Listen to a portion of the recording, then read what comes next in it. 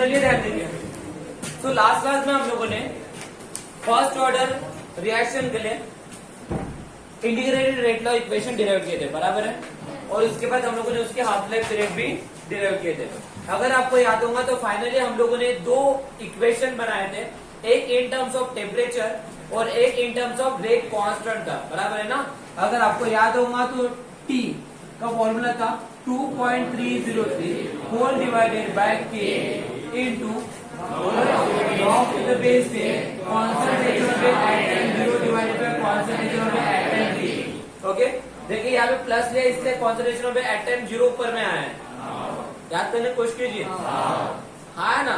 और यही equation in terms of हम लोगों ने के निकाली तो क्या था 2.303 divided by T log to the base 10 concentration of it at time 0 divided by concentration of it at time t। तो ये क्या, ये था हमारा फर्स्ट ऑर्डर रिएक्शन के लिए rate law equation in terms of temperature, good. और ये था हमारा rate law equation in terms of rate constant for first order reaction. Is that clear? यहां तक कोई दिक्कत है? और साथ ही साथ में हम लोगों ने एक्सपोनेंशियल फॉर्म के लिए भी निकाले थे। एक्सपोनेंशियल फॉर्म अगर याद होगा तो आप लोगों को निकाले थे ना। तो गाइस आज हम लोग क्या पढ़ने वाले हैं, आज का हमारा टॉपिक है rate constant for first order integrated rate law equation.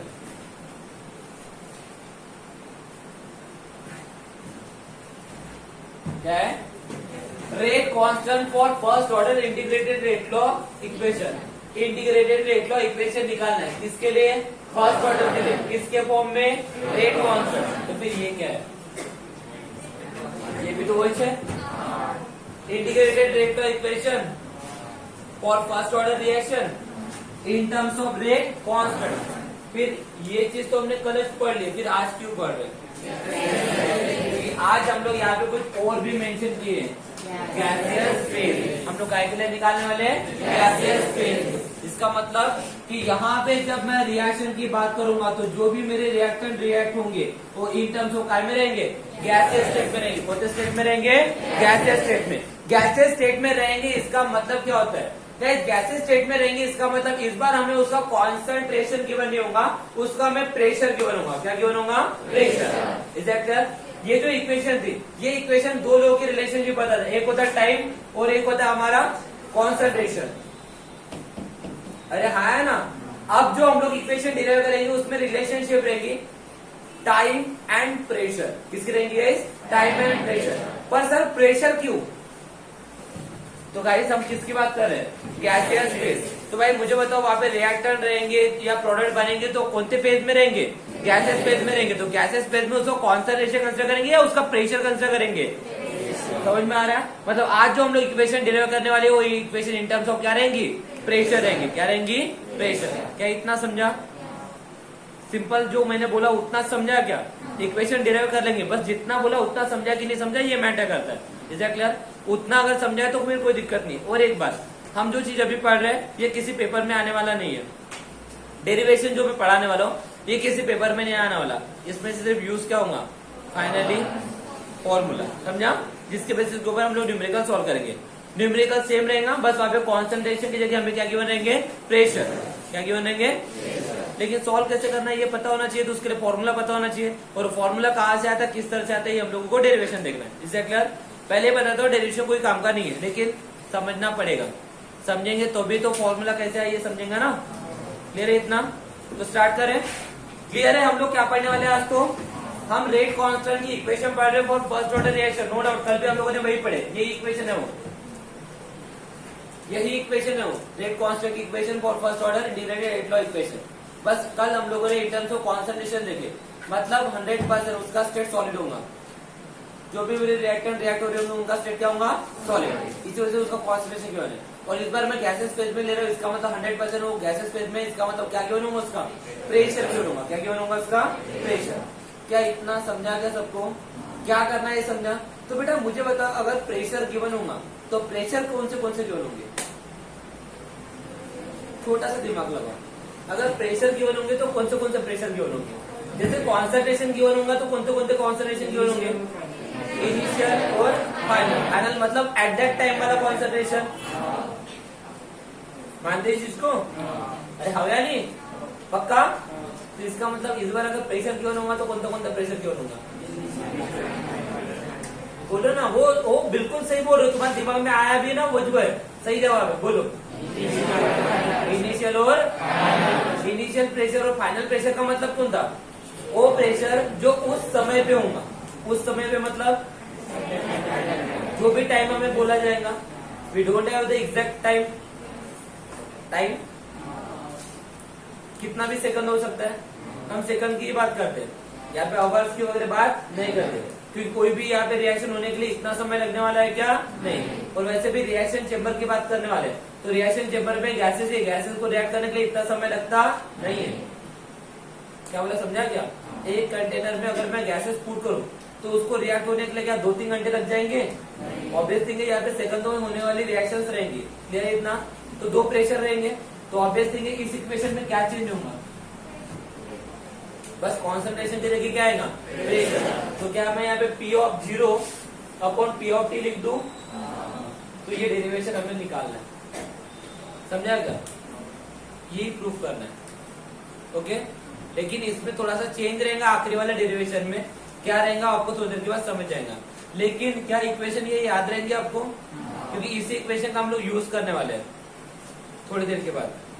लेकिन आपको ये पता होना चाहिए कि ये इक्वेशन आती कहाँ से करके, कहाँ से आती है?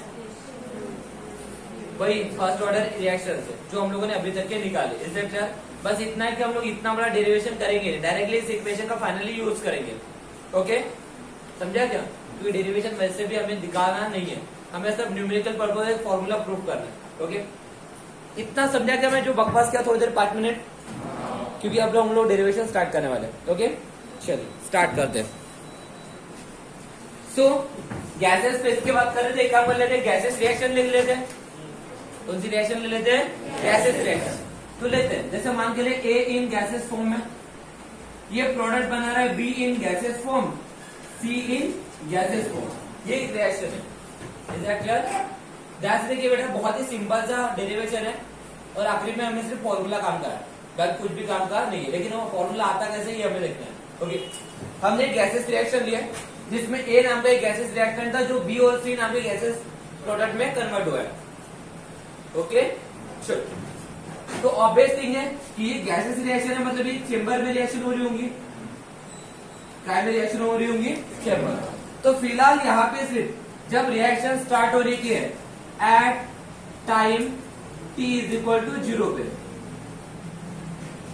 At time t is equal to 0 पे मैं रिएक्शन में डब्बा बना दिया, तुम मत बनाना, नीचे बनाना। मैं क्या बोला, समझा क्या? नीचे बना के दू क्या? समझ गया ना? मैं रिएक्शन में डब्बा बना दिया, लेकिन तुम समझ लो कि रिएक्शन ऊपर है, नीचे में डब्बा बनाया गया है। Is that clear? तो मुझे बताओ, जब टाइम 0 है, जब टाइम 0 है, तो इस चेंबर में जो तुम्हारा A है, इसी का प्रेशर होगा या B का प्रेशर होगा या C का प्रेशर होगा? जब एट टाइम 0 की बात कर रहा हूं, एट टाइम 0 में, एट टाइम 0 पे, 0 टाइम पे इस चेंबर में प्रेशर किसका है? A का, B का, C का? A का है प्रेशर। क्या इतना समझा क्या? इतना समझाने के लिए मुझे और ज्यादा जादू की छड़ी वगैरह घुमाना पड़ेगा? सिंपल सी बात है। क्यों? लेकिन रिएक्शन स्टार्ट नहीं हुई है, time t is equal to 0 का मतलब क्या होता है? रिएक्शन स्टार्ट ही नहीं हुई है। तो भाई स्टार्ट ही नहीं हुआ तो उस चेंबर में प्रेशर सिर्फ किसका लग रहा है?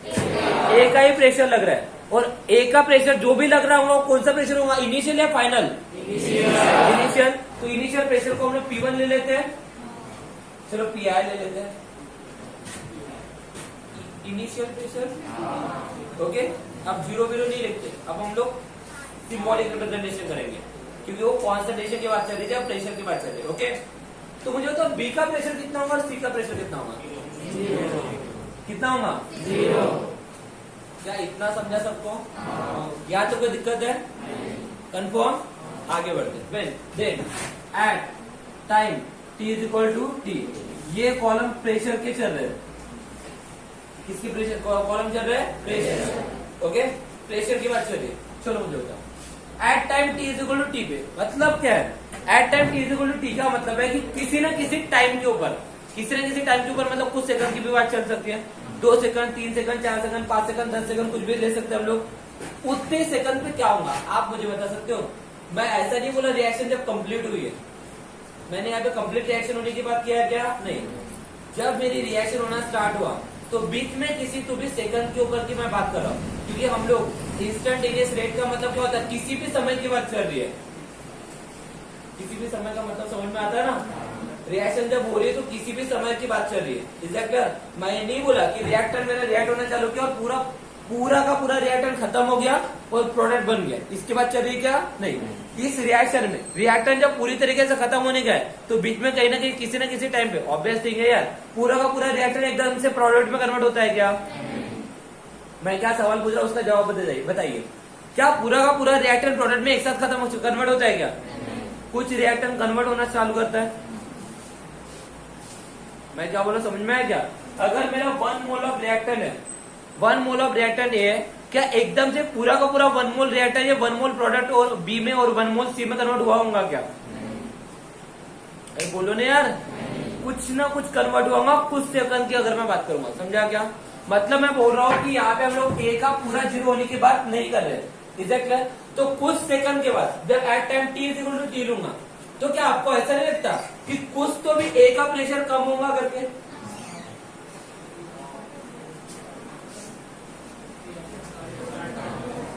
एट टाइम टी की बात चल रही है, at time T is equal to T पे क्या आपको नहीं लगता पी का प्रेशर थोड़ा सा कम होगा करके? अबे होगा कि नहीं होगा? पक्का होगा ना? कंफर्म होगा ना? और बी और सी का प्रेशर बड़ा होगा करके? अगर रिएक्शन होना स्टार्ट हुआ है ना, मतलब कुछ ए कन्वर्ट हुआ है, कुछ बी बना है, इसका मतलब अब इस चेंबर में कुछ बी भी आ गए और कुछ सी भी आ गए। समझा क्या? अरे हवा नहीं, मतलब कुछ ए का प्रेशर कम हुआ है और कुछ बी और सी का प्रेशर बढ़ा है। तो क्या आपको पता है कि ए का प्रेशर कितना कम हुआ है करके? मैं क्या बोला समझने की कोशिश कीजिए। एक एक चीज बहुत इंपॉर्टेंट है। Is that clear? Finally derivation तुम्हें किसी एग्जामिनेशन में लिख के तो नहीं आना है, लेकिन फाइनली पता होना चाहिए आया कैसे करके। समझा क्या? तो क्या आपको नहीं लगता कि कुछ ना कुछ ए का प्रेशर कम हुआ है? तो क्या आपको पता है कि कितना प्रेशर कम हुआ है करके? क्योंकि हमने थोड़ी ना बोला कि रिएक्टर पूरा 0 हुआ है करके। पूरा का पूरा रिएक्टर प्रोडक्ट में कन्वर्ट हुआ, उसकी बात किया क्या मैंने?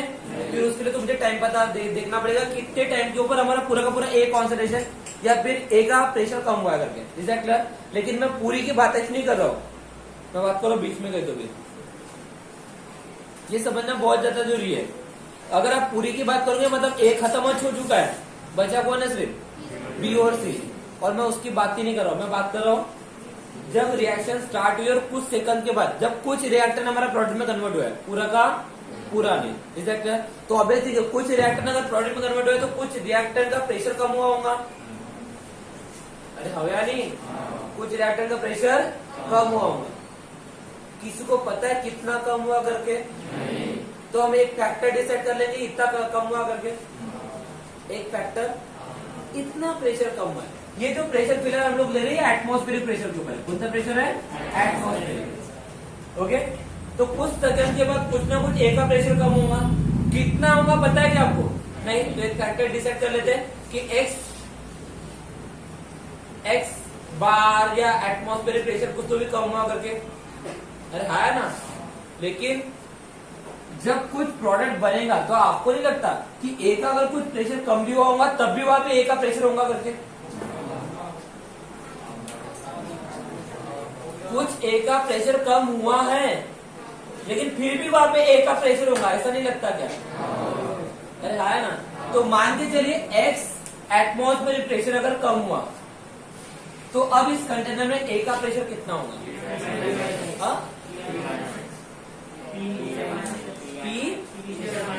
P I minus x. समझा क्या? नहीं समझा?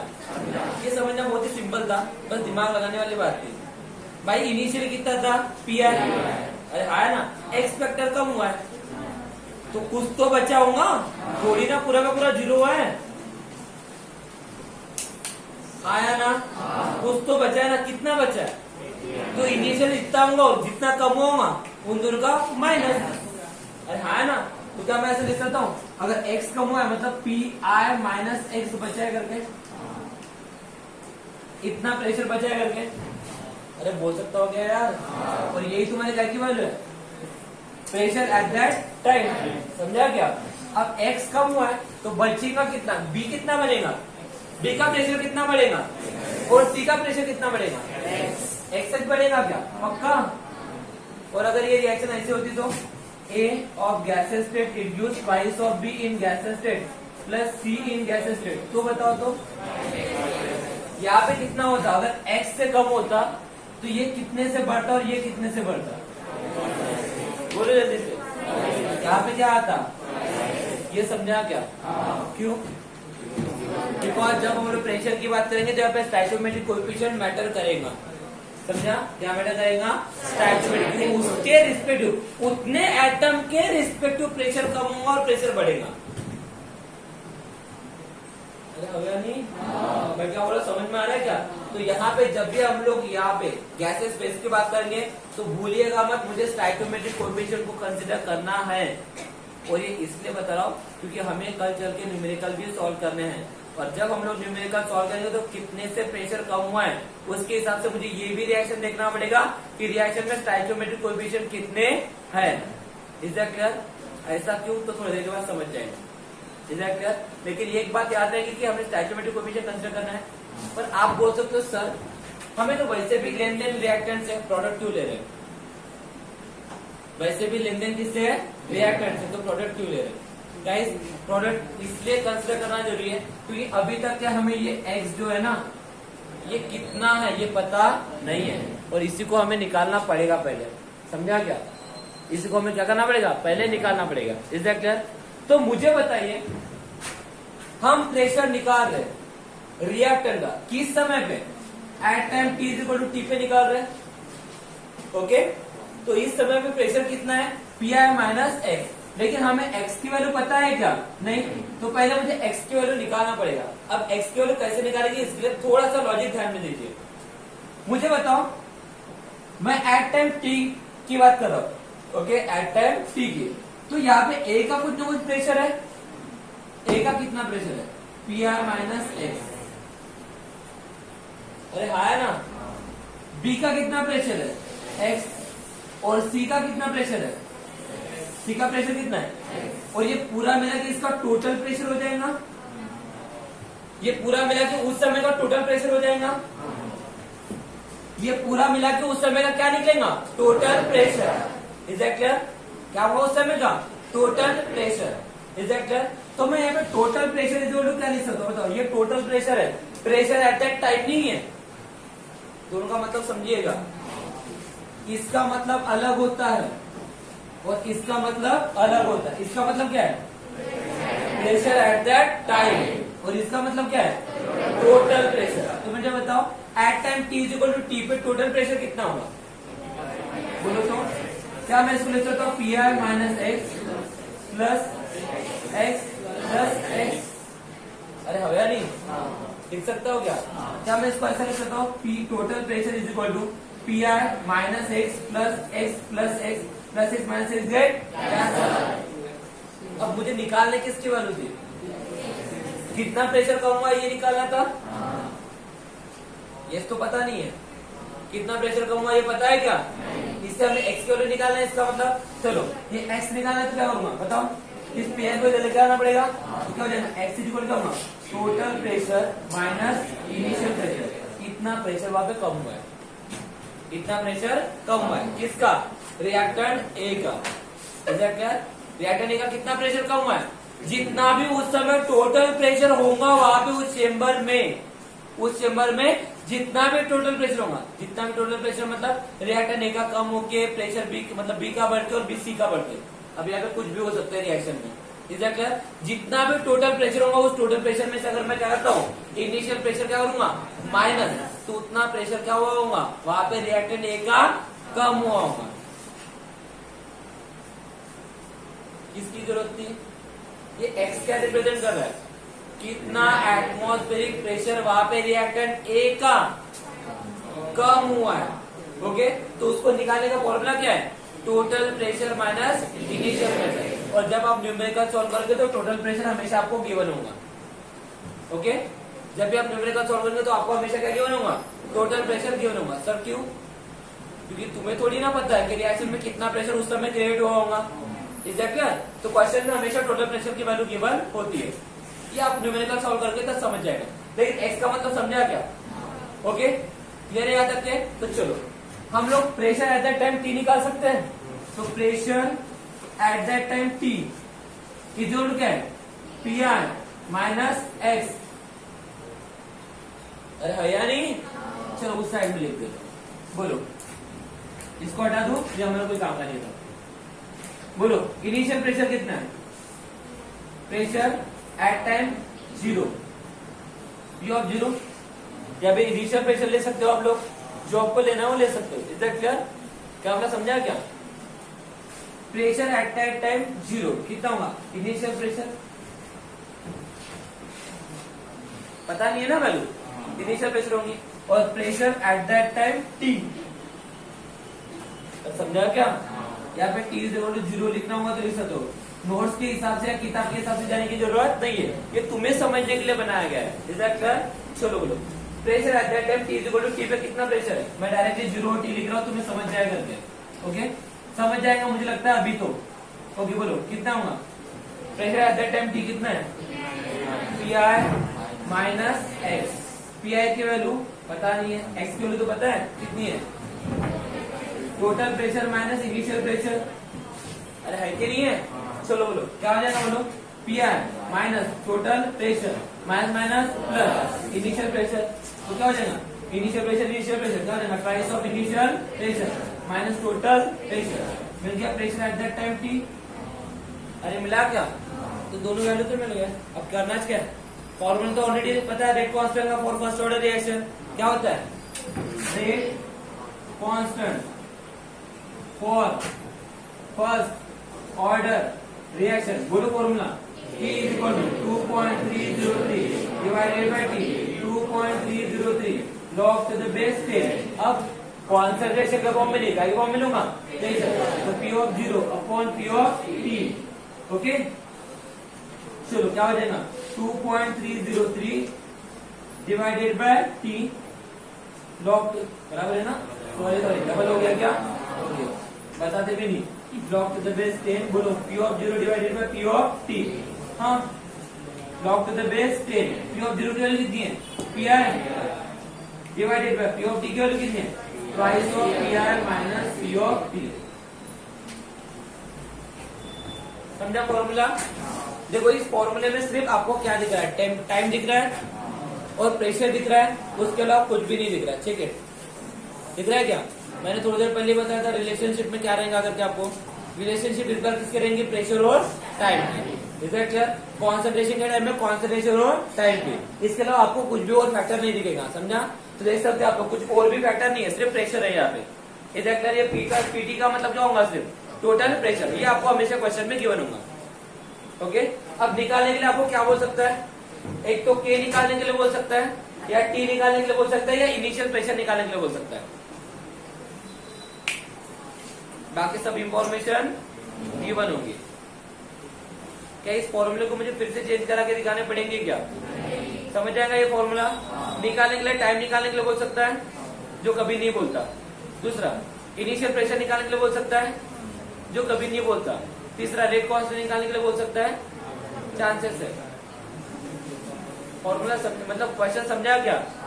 यहाँ पे 3 टाइप के क्वेश्चन हम लोग देखने की कोशिश करेंगे। मुझे नहीं पता तुम्हारे सिलेबस में कौन सा क्वेश्चन है, लेकिन जो भी इंफॉर्मेशन गिवन होगी उसके हिसाब से फॉर्मूला यूज कर लेंगे। Is that clear?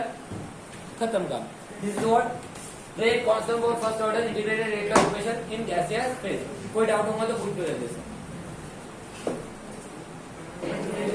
चलिए next topic, first order reaction का लास्ट टॉपिक है सूडो फर्स्ट ऑर्डर रिएक्शन। क्या है?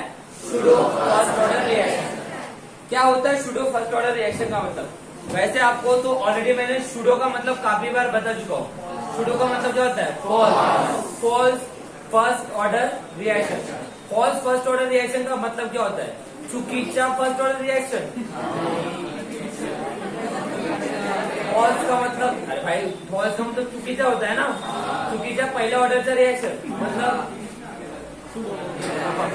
क्या होता है फर्स्ट ऑर्डर रिएक्शन, जिस रिएक्शन का ऑर्डर क्या होता है 1। फर्स्ट ऑर्डर रिएक्शन का मतलब क्या होता है, जिस रिएक्शन का ऑर्डर क्या होता है 1। पर ये सामने में सूडो लगाया हुआ है, इसका क्या सीन है वहां पे। ये तो वही बात हो गई कि ट्रैफिक में चलते चलते ट्रैफिक हवलदार ने पूछा कि तुम्हारा मैटर क्या, और हमने बोल दिया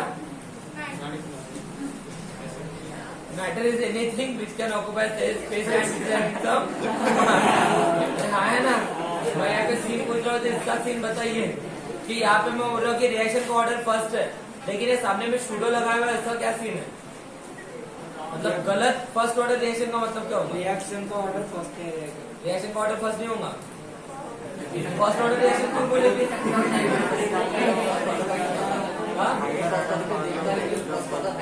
फर्स्ट ऑर्डर दिखता है लेकिन होता नहीं है।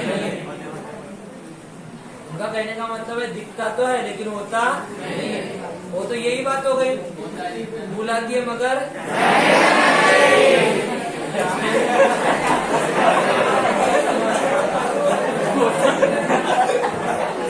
दिखता है मगर होता नहीं। तो ठीक है, दिखता है मगर होता नहीं, क्या सीन है, इसको समझने की ये बात सही है। देखिए सूडो फर्स्ट ऑर्डर रिएक्शन का मतलब वही होता है कि एक्चुअली दिखने को तो हमें वो फर्स्ट ऑर्डर रिएक्शन नहीं दिखती है, लेकिन एक्चुअली वो प्रिटेंड करते हैं like first order reaction. Pretend करने का मतलब समझ में आता है ना, नहीं होना फिर भी शो करना। Is that clear. मतलब जैसे कि मैं भी फॉल्स आशिक सर हूँ। फॉल्स आशिक सर का मतलब क्या होता है कि मैं आशिक सर के समान दिखता तो लेकिन हूँ नहीं। मतलब बहुत बार ऐसा होता है कि हम लोगों को फील होता है कि I am talented, I am talented, I am talented. Feeling just like बहुत सारी लड़कियों को ऐसा लगता है कि they are beautiful, they are beautiful. दिखता है कि वो ब्यूटीफुल है पर ब्यूटीफुल होती नहीं है। समझ में आ रहा है ना। सेम ईयर ये भी रिएक्शन हमें लगेगी फर्स्ट ऑर्डर रिएक्शन नहीं है। हमें ऐसा लगेगा कि एक्चुअली देखने के बाद हमें ऐसा लगेगा कि रिएक्शन ये हमारे हायर ऑर्डर रिएक्शन है। हायर मतलब 2 सेकंड ऑर्डर, थर्ड ऑर्डर कुछ भी हो सकता है, लेकिन पहली ऑर्डर नहीं होगी। लेकिन फिर भी वो प्रिटेंड करेंगी, बिहेव करेंगी like a first order reaction. पर सर ऐसा क्यों होता होगा फिर, क्यों एक्चुअली फर्स्ट ऑर्डर नहीं होती होंगी लेकिन वो फर्स्ट ऑर्डर के समान बिहेव करती होंगी। एक्चुअली वो खूबसूरत नहीं होंगी लेकिन फिर भी खूबसूरत के समान बिहेव करती होंगी। वही चीज समझ में आ रहा। एक्चुअली टैलेंटेड नहीं होगा लेकिन टैलेंटेड के समान बिहेव करता होगा। Is that clear. तो यही चीज देखना है कि दिखता तो है पर होता क्यों नहीं। Is that clear. इसको समझने के लिए मैं एग्जांपल से समझाने की कोशिश करूंगा। Is that clear. Let's take an example. That example लेते हैं, कुछ कंसिडरेशन रहेंगे और कुछ भी नहीं। ओके। स्टर मैं लेने जा रहा हूं, स्टर जहां पे 2 अल्काइल ग्रुप COO ग्रुप से जुड़े हुए होते हैं। Is that clear. तो लेते हैं जैसे CH3 COO C2H5। ओके, मैंने एक स्टर लिया है। Is that clear. इसको मैंने रिएक्ट किया वाटर के साथ। किसके साथ रिएक्ट किया, वाटर के साथ। तो क्या होगा, देखिए जब मैं स्टर की रिएक्शन वाटर के साथ करता हूं तो क्या होता है, यहाँ से एक ग्रुप निकल जाएगा और यहाँ पे क्या हो जाएगा H+ OH- आयन बन जाएगा। Is that clear. इतना समझा क्या। यहाँ पे आएगा माइनस, यहाँ पे आएगा प्लस। जब मैं आप लोगों को ऑर्गेनिक केमिस्ट्री स्टार्ट कराऊंगा तब ये सब समझ जाएगा। बहुत ही सिंपल सी रिएक्शंस होती है। Is that clear. ऑक्सीजन ये हाईली इलेक्ट्रोनेगेटिव होता है, बॉन्ड पेयर ऑफ इलेक्ट्रॉन को अपनी तरफ खींच लेता है। ये चीजें कभी सुनने नहीं होंगे लेकिन आप थोड़ी देर के बाद सुनने, थोड़ी देर के बाद जैसे 10 दिन के बाद आपको सब सुनने को मिल जाएगा। क्योंकि 10 दिन के बाद हम लोग जब करेंगे सीधा ऑर्गेनिक केमिस्ट्री में। Is that clear. तो आप लोगों को सुनने में मिल जाएगा। क्या हुआ, कोई दिक्कत नहीं। स्टार्ट करूं भाई, थोड़ा सा उधर भी स्टार्ट कर लेंगे ना। बहुत हो गया थेरी बहुत दिनों से थेरी चल रही है, तो थोड़ा सा रिएक्शन के ऊपर जंप करने वाले हम लोग। Is that clear. तो चलिए बाद में तो मैं समझा दूंगा, लेकिन फिलहाल तो आप समझ सकते हो कि ऑक्सीजन ये हाईली इलेक्ट्रोनेगेटिव होने की वजह से ऑक्सीजन जिस कार्बन के साथ जुड़ा होता है उसके बॉन्ड पेयर इलेक्ट्रॉन अपनी तरफ खींच देता है। इसी वजह से इसके ऊपर नेगेटिव जाएगा तो इसके ऊपर क्या आता है, पॉजिटिव। अब वाटर का तो सबको पता ही होता है। वाटर हाइड्रोजन H+ लेके जाएगा, ऑक्सीजन OH-। ये ऑक्सीजन के ऊपर जो OH- है ये H के ऊपर माइनस नहीं होता, ये फिर भी किसके ऊपर होता है, ऑक्सीजन के ऊपर ही होता है। ये जो माइनस दिखते टाइम में हमें ऐसा लगता है कि OH के ऊपर माइनस है, मतलब H के ऊपर माइनस है। ये H के ऊपर माइनस नहीं होता, ये माइनस एक्चुअली किसके ऊपर होता है, O के ऊपर होता है। क्यों आता सांगितलो या क्या है आया नहीं करके तो क्या हुआ? मैंने बोला यश के ऊपर नहीं हो उसके ऊपर है हाईली इलेक्ट्रोनेगेटिव। समझा क्या? ये सब के लिए माइनस प्लस का जो पूरा खेल होता है ना रिएक्शन में, सब खेल किसकी वजह से होता है पता है क्या? उस बंदे के होता है, उस बंदे की वजह से होता है जो बंदा उसमें सबसे ज्यादा क्या होता है हाईली इलेक्ट्रोनेगेटिव हाईली। और हमेशा याद रखिएगा किसी भी रिएक्शन में अगर कोई भी गड़बड़ होती है उस गड़बड़ के लिए रिस्पॉन्सिबल सिर्फ एक बंदा होता है। नाम बताओ। बंदा बोला मैंने, बंदा कौन होता है? ऑक्सीजन। समझा क्या? पूरे रिएक्शन में हम लोग पार्ट सेकंड में ऑर्गेनिक केमिस्ट्री जब भी पढ़ना स्टार्ट करेंगे ना तो हमेशा आपको दिखेगा जब भी कोई गड़बड़ होती हुई दिखेंगी रिएक्शन में तो उसमें हमेशा किसका हाथ होगा? ऑक्सीजन का हाथ होता है। देख लेना आप लोग, सामने में देखने को मिल जाएगा। Is that clear? तो फिलहाल आप लोगों को थोड़ा सा हिंट मिलने के लिए मैंने आपको समझा दिया। Is that clear? तो इस हिसाब से आपके प्रोडक्ट आप इमेजिन कर सकते हो। प्रोडक्ट क्या हो सकते हैं? ये माइनस के साथ जाएगा प्लस, तो इस हिसाब से क्या बनेगा? CH3COOH। ये क्या बनेगा? कार्बोक्सिलिक एसिड बन गया। COOH ग्रुप थोड़ा सा तो पता है, 10वीं क्लास में पढ़े होंगे और थोड़ा सा 11वीं में भी मैंने पढ़ाया हो। आता जब कोई नया बनला ना कार्बोक्सिलिक एसिड प्लस, ठीक है। C2H5 के साथ हो जाएगा OH, अरे कौन में जाएगा OH। रिएक्शन क्यों समझाया? समझ जाएगा थोड़ी देर के बाद। आपको बस कॉन्सेंट्रेट करना है। हमें पढ़ना है pseudo first order reaction. Pseudo first order reaction का मतलब क्या होता है? ये सबको समझ गया कि रिएक्शन एक्चुअली हायर ऑर्डर होती है लेकिन वो प्रिटेंड करते हैं किसके समान? क्यों? उसी को समझना है। स्टार्ट करें। इस रिएक्शन में मैंने क्या किया उसको समझाता हूं।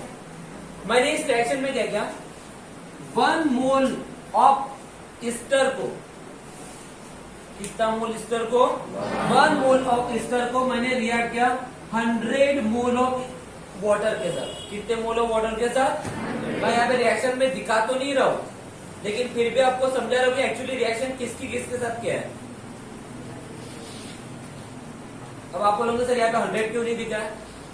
मुझे बताओ, वहां पे ईस्टर का कितना मॉलिक्यूल है? कितने मोल है? 1 मोल। तो वाटर के कितने मोल के साथ रिएक्शन करेंगे रे?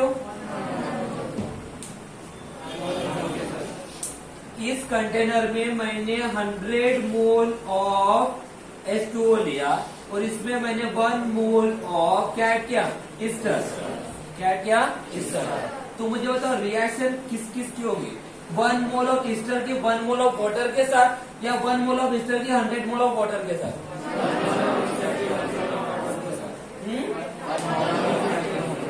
किसके साथ होंगी? ये एग्जाम्पल तो मैंने लास्ट टाइम में बताया था। 5 लड़कियां 10 लड़कियां है, तुम्हें नहीं बताया? अरे बताया होगा ना? बताया होगा। नहीं भी बताया होगा तो अभी बता दो। 5 लड़कियां 10 लड़कियां है, शादी किसकी होंगी? तुमने बताया बोलो ना बे, असं तर नाही म्हणाले एकाला सब 10 भेटले म्हणून। नहीं इतना भी लकी नहीं हूं मैं। क्या बोला मैंने? क्या बोलना समझ में आ रहा है ना भाई? 1 मोल के साथ बनत जाएगा। 100 भले ही है लेकिन 100 जाएगा क्या? तो रिएक्शन में यहाँ पे 1 मोल क्यों दिखाया? समझा क्या? क्योंकि रिएक्शन तो 1 की 1 के साथ ही होगी लेकिन मैं कंसिडरेशन क्या ले रहा हूँ ये समझने की कोशिश कीजिए। कंसिडरेशन रिएक्शन दिखाते टाइम में मैं भले ही ऐसे दिखाऊंगा क्योंकि 1 मोल के साथ ही रिएक्ट होता है। इस हिसाब से अभी 1 मोल लिया है। Is that clear? लेकिन रिएक्शन में मैंने 1 मोल की रिएक्शन 1 मोल के साथ नहीं किया। मैंने रिएक्शन किसके साथ किया है? 1 मोल ऑफ ईस्टर की रिएक्शन 1 मोल ऑफ ईस्टर की रिएक्शन 100 मोल ऑफ वाटर के साथ किया है। ओके, तो मुझे बताओ कितना मोल ऑफ ये प्रोडक्ट बनेगा? भाई खाली हो गया, सांगत लगाओ नहीं। कौन है? C2H5 OH। किसी का ध्यान नहीं था क्या वहां पे? अच्छा ठीक है।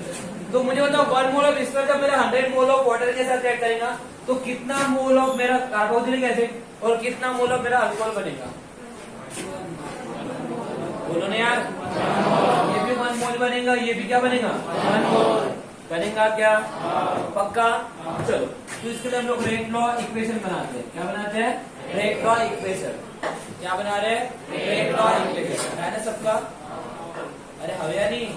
चलो, रेट लॉ इक्वेशन के हिसाब से की मैं मान के जाता हूँ कि जब मेरा 1 मोल इसका ये मेरा 1 मोल ऑफ वाटर के साथ ऐड होता है तो इसका भी ऑर्डर होता है 1 और इसका भी ऑर्डर होता है 1। कंसिडर किया है, इसका मतलब समझ में आ रहा है ना? कंसिडर किया है, प्रैक्टिकली आया होगा। एक्सपेरिमेंट, ऑर्डर ऑफ रिएक्शन तुक्के से नहीं आता। तुक्के से नहीं बोला मैं, तुक्के से नहीं आता है, एक्सपेरिमेंट से आता है। तो मान के चलते हैं इसका ऑर्डर कितना लिया? 1। इसका ऑर्डर कितना लिया? 1। तो क्या रिएक्शन ऐसे लिख सकता हूँ? रेट लॉ इक्वेशन ऐसे लिख सकता हूँ, CH3 COO C2H5 to the power 1 H2O to the power 1। रहा है ना? फिलहाल इस रिएक्शन के हिसाब से इस रिएक्शन के लिए रेट लॉ इक्वेशन में, सॉरी, इस रिएक्शन का ऑर्डर ऑफ रिएक्शन कितना है? डायरेक्ट पूछ रहा हूँ, इस रिएक्शन के लिए ऑर्डर ऑफ रिएक्शन कितना है?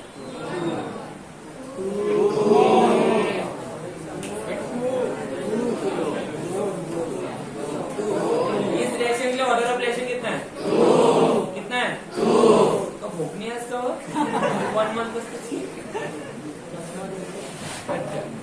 आगे बढ़े। कितना है order of reaction? Order of reaction का मतलब पता है ना सबको? कितने बार बताओ बेटा? ऑर्डर ऑफ रिएक्शन का मतलब सम ऑफ एक्सपोनेंट होता है। यस बेटा, चलो ठीक है ना, कोई दिक्कत नहीं ना। लेकिन जब मैं ये इधर समझा रहा था तो दोनों का ऑर्डर 1 लिया हो, तब शायद तू भूख चलने गई थी। ओके, आगे बढ़ते हैं। ठीक है, क्या बोला समझा मैंने? नाराज मत होना, मजाक कर रहा था। हाँ, concentrate here. Okay, order of reaction फिलहाल यहाँ पे कितना दिख रहा है? ऑर्डर ऑफ रिएक्शन कितना दिख रहा है ये पूछ लो, कितना दिख रहा है? 2 ऑर्डर दिख रहा है। कोई दिक्कत यहाँ तक के? चलो, अब थोड़ा सा और ध्यान दीजिए। मुझे बताओ, मैंने कितना मोल ऑफ एस्टर को रिएक्ट किया था कितना मोल ऑफ वाटर के साथ? 1 मोल ऑफ वाटर के साथ रिएक्ट किया था या 100 मोल ऑफ वाटर के साथ रिएक्ट किया था? मैंने रिएक्ट भले ही 100 मोल के साथ क्या लिया, लेकिन उसमें से यूटिलाइज कितना हुआ? तो मुझे बताओ, उस चेम्बर में अभी वाटर कितना मोल बचा है? 99 मोल बचा है। चलो, अब थोड़ा सा और सोचने की कोशिश कीजिए। समुद्र घूमने जाना है हमें गोवा में। गोवा में हमें समुद्र घूमने जाना है, इसे क्या गए सब लोग? इमेजिन कीजिए गए करके, सबके इमेजिनेशन चल रहा है, इसे क्या? इमेजिन कीजिए वी आर इन गोवा, हम सब गोवा के बीच के ऊपर बैठे हैं। अचानक से हुआ यूं, अचानक से, क्योंकि हम लोगों ने बहुत खा लिए थे, ठीक है ना, बहुत खा लिए थे, तो अचानक से हुआ यूं कि किसको पकड़ो? वेदांत। ठीक है, वेदांत को लगी प्यास। ठीक है,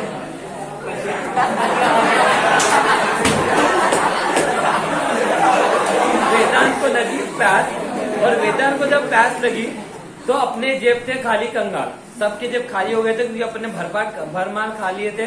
सबके जेब खाली हो गए थे, अपने को पानी की बोतल खरीदने के लिए पैसे नहीं थे। तो वेदांत ने मुझे पूछा, सर क्या करूं? मैं बोला, इतना बड़ा समुद्र कैसे भी निकाल लें। तो वेदांत गया और उस समुद्र में से एक बोतल पानी लेके आया खुद के पीने के लिए, खुद के, not for all of us. वो खारा छोड़ो ना, फिलहाल मीठा है समझ लेते हैं, ठीक है। एक बोतल पानी लेके आया, तो मुझे बताओ उस समुद्र का कितना बड़ा लॉस हुआ है?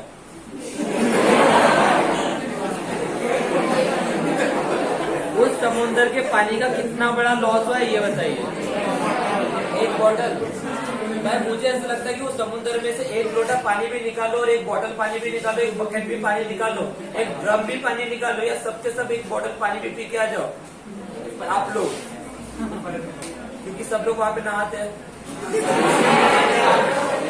तब भी उस समुद्र को कोई असर नहीं होगा। समझ में आ रहा है? इतने बड़े समुद्र में से एक लोटा पानी निकालने से उसको कोई फर्क पड़ेगा क्या? मैं क्या बोलने की कोशिश कर रहा हूँ, ये समझने की कोशिश कीजिए, यही पे जवाब है। Is that clear? उतने बड़े समुद्र में से अगर मैं एक लोटा पानी भी निकालू तो कुछ फर्क पड़ेगा क्या? मतलब तब भी उसकी वैल्यू क्या होगी? जितनी की उतनी सी होगी। मैं क्या बोला, समझा क्या? तब भी उसकी वैल्यू क्या होगी? जितनी की उतनी सी होगी। क्या इतना समझा क्या?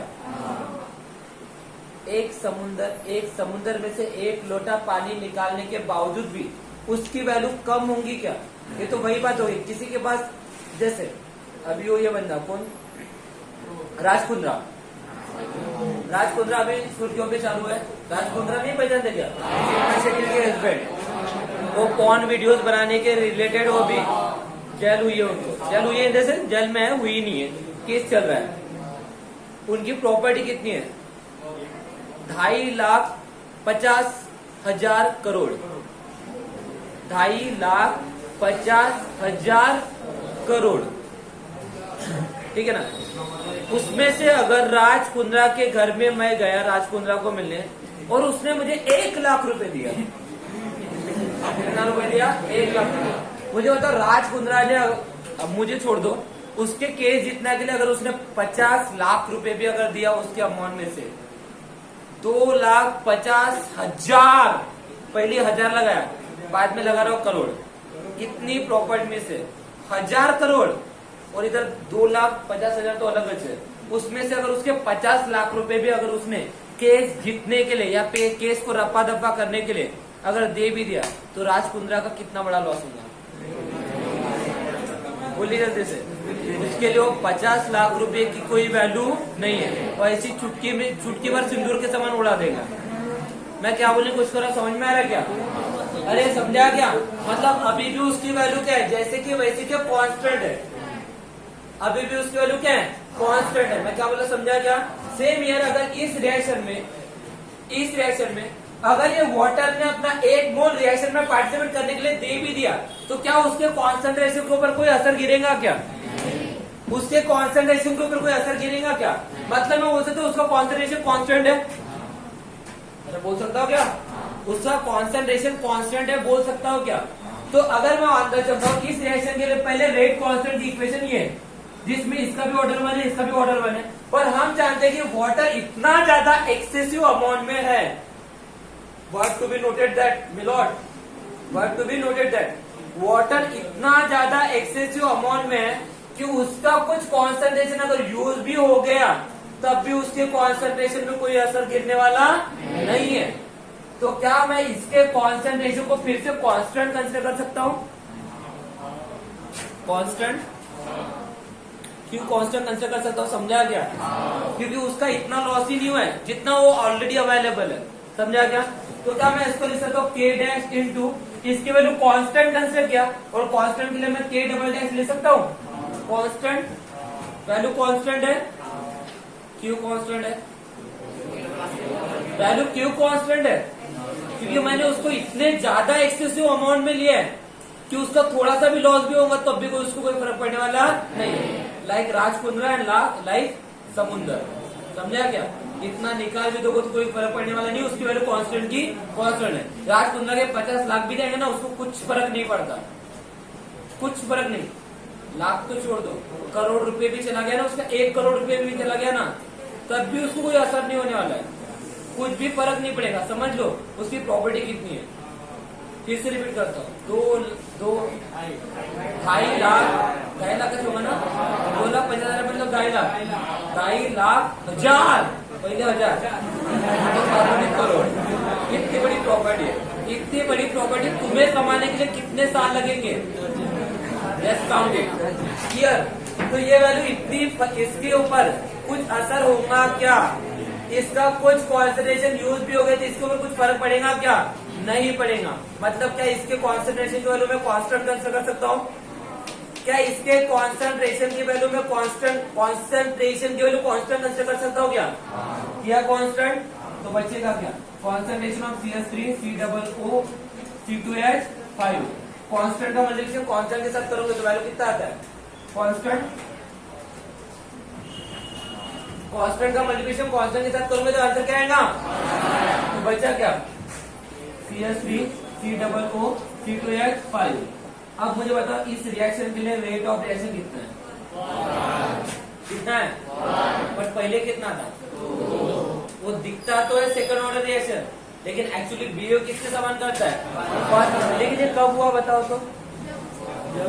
ऐसा कब हुआ? हुआ तो है, दिख तो रहा है बोर्ड पे, पर ऐसा कब होता है? दिखने में वो हायर ऑर्डर होता है, लेकिन बिहेव करता है फर्स्ट ऑर्डर के समान, प्रिटेंड करता है फर्स्ट ऑर्डर के समान। बाय। और ये कब होगा? स्पेशली कब होगा?